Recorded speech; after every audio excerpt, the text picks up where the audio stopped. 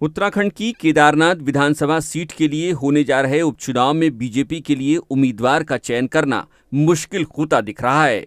केदारनाथ में बीजेपी के लिए टिकट बांटना मुश्किल होने के पीछे वहां दावेदारों की लंबी लिस्ट के होने के चलते माना जा रहा है। दरअसल उत्तराखंड में केदारनाथ विधानसभा सीट के लिए उपचुनाव होना है। ये सीट बीजेपी विधायक रही शैलारानी रावत के निधन से खाली हुई है। केदारनाथ सीट पर बीजेपी किसे टिकट देने जा रही है, इसे लेकर कयास लगाए जा रहे हैं।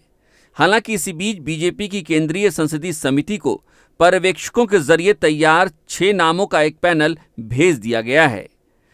हालांकि राजनीतिक गलियारों में टिकट के दावेदारों के तौर पर पैनल में शामिल 4 नामों को लेकर चर्चाएं अधिक हो रही हैं।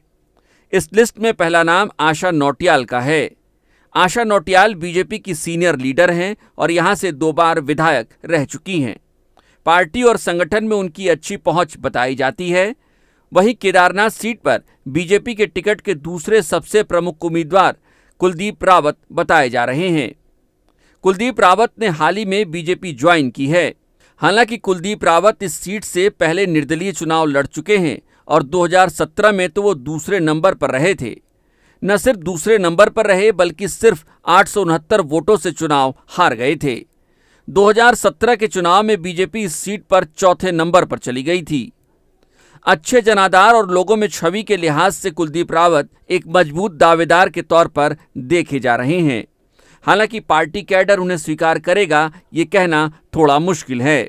बीजेपी के टिकट के दावेदारों में कर्नल कोठियाल का नाम भी सियासी गलियारों में लिया जा रहा है।